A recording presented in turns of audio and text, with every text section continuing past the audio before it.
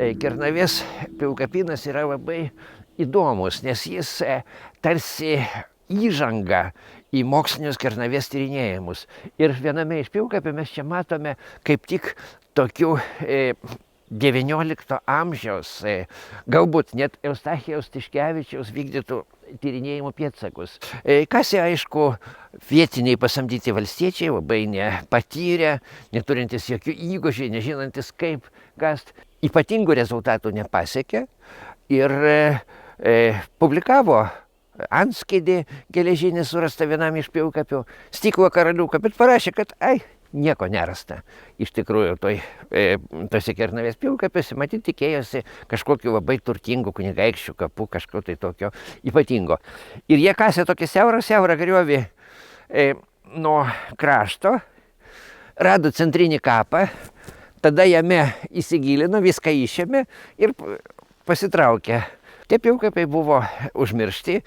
1981 metais kernaviškis Povilas Kiaušas, grybaudamas matė, kad yra pilkapinas. Tai buvo pirmas laidojimo paminklas, apie kurį mes sužinojom, kuris pagal savo išvaizdą ir chronologiją sėjosi jau su Kernavės piliakalniais ir 81 metais, taip pat ir vėliau, iki 84 metų, vyko to pilkapino tyrinėjimai. Buvo iš viso grupė nelabai didelė, čia iš viso yra 23 pilkapiai priskaičiuojami, gal jų būtų ir daugiau, bet kai kurie labai suplokštėję. Ištirti buvo 6 pilkapiai šioje grupėje ir mes jau tada galėjom pasakyti, kad taip, tai yra 10-11 amžiaus kapai. Tyrimai parodė, kad aplink pilkapį esantis greveliai, iš kurių imdavo žemės, kad supilt tą pilkapį, tie greveliai nėra ištisiniai. Juose labai ryškus praėjimai iš abiejų pusių. Tai yra tarsi takas vedantis į pilkapį, į jo viršų, kur, matyt, palikdavo mirusiem kažkokį tai maistą galbūt, gal kažkokius gėrimus aukodavo. Bet kas įdomu, abiejose galuose, einant į pilkapį, buvo uždegami laužai. Ir mes tarsi per ugnį, įeidami į pilkapį, apsivalydavom, mes patekdavom į mirusiųjų pasaulį, aplankydavom savo mirusį protėvį ir paskui leisdavomės nuo to pilkapio vėlgi praeidami pro laužavietės. Tyrinėdami vieną iš pilkapių mes būtent radome tokias laužavietės. Ir ne tik čia, tas būdinga ir kitiems pilkapynams. Patys kapai nėra labai turtingi šiame pilkapyne. Mes turime Kernavėje jau vėliau tyrinėtus iš kitų laikotarpių, kitose vietose pilkapius su daug turtingesniais kapais. Čia yra gana kuklios įkapės. Keliuose pilkapiuose surasti geležiniai pjautuvai. Viename pilkapyje buvo ypatingai įrengtas degintinis kapas, kur bendrai laužavietėje sudegintas ne tik tai žmogus, bet taip pat buvo sudegintas žirgas ir dar ožys arba avis, kažkas tai iš smulkių raguočių, kažkokia auka. Ir vienintelė įkapė šio kapo buvo apdegęs, smarkiai apdegęs geležinis pjautuvas.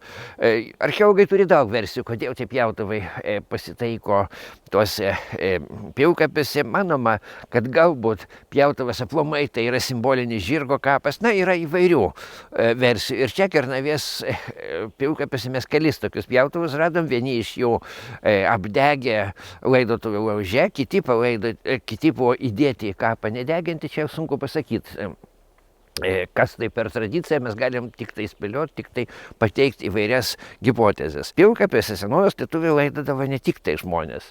Atskira pilkapino dalis, ir mes ją turime ir šiame pilkapine, buvo skirta žirgams. Ten, šalia žirgų, tose pilkapiuose kapų nėra. Bet vienas iš tokių pilkapių, žirgų pilkapis, irgi buvo tyrinėtas. Žmonės buvo gana praktiški. Tai nebuvo kažkoks tai jaunas, labai gražus, energingas žirgelis kario. Jie panaudojo senesnę, jau bebaigiančią savo gyvenimą, kumelaitę 13 metų amžiaus. Jau tokia senyva palaidota, bet jinai palaidota su geležiniais žąslais, jos karčios papuoštos geležinė tokia įvėja. yra balno nebuvo, nes nerasta balnakilpių, bet rasta balno pasprėstis saktys, dar rastas toks kambalas dar buvęs, prikabintas geležinis. Na, tai yra charakteringas žirgo kapas. Tuo tarpu žmonių pilkapiai šioje grupėje iš 23 pilkapių yra labai kompaktiškai, tokioj tarsi lomeliai ir šiek tiek smėlėtos aukštumėlės pakrašty. Ir nuo tų pilkapių labai įdomus, toks fantastiškas takas veda link Bažyčio upelio. Tas upelis dabar vadinamas Lielupiu. Upelis įdomus tuo, kad jis prasideda kažkur Pelkutėse, šiaurė nuo Kernavės, teka ir Neries taip ir nepasiekia. Jo vandenis dingsta kažkur smėlynuose, nepasiekia Neries upės ir toliau jau jis yra požeminis upelis. Galbūt tokia keista struktūra to upelio, toks keistas jo vaizdas irgi kažkokį svarbų vaidmenį vaidino žmonėm, nes visi Kernavėje esantis laidojimo paminklai paprastai nuo gyvųjų, ir ne tik Kernavėje, ir apylinkėse, jie nuo gyvųjų yra atskirti kažkokio vandens telkinio nedidelio. Ta pati mes turime ir čia. Ir visi, kas lankysi šiame pilkapinė, gali praeiti to takų tą griova tokia žemyn link upelio, nes matomai ta griova kartu buvo ir kelias, kurio veždavo mirusiusius, paskui degindavo kažkur specialiai tam parinktoj vietoj, o po to jau degintiniai mirusieji kaulai buvo supilami į specialiai paruoštą aikštelę, pašalindavo krūmus, toj vietoj išdegindavo tą žemės plotą, suberdavo arba į nedidelį duobutę įkasdavo, arba tiesiog suberdavo paviršiuje tos kauliukus ir supildavo pilkapį. Apie 1000 metų senovės lietuviai, būtent lietuvių genties atstovai, čia Neries baseine laidojo savo mirusiosius vat tokiu būdu. Na, o visi radiniai iš Kernavės pilkapino, kaip ir aplamai visa medžiaga iš čia artimiausių apylinkių ir iš pačios Kernavės, pateko į Kernavės archeologinės vietovės muziejų ir ten ekspozicijai mes galime pamatyti, kaip kito laidas sena Lietuvoje, nes mes radome Kernavėje ir daugiau kitų laidojimo paminklų, gal labiau apardytų ariant ariamuose laukose, bet kapai ten bent jau dalinai išlikę. Pilkapių visą tas laidojimo tradicijos istoriją mes galime labai gražiai pamatyti Kernavės muziejuje, tame tarpe ir radinius iš šio Kernavės pilkapino.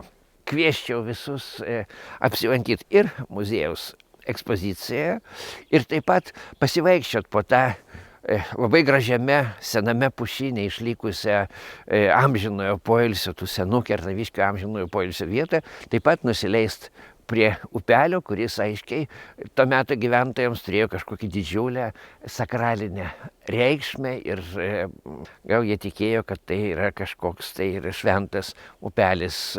Mums tautosaka, padavimai Kernavės apie šį upelį neišliko, bet jo ryšys su šiais laidojimo paminklais, su šio pilkapino nekelia jokių abejonių.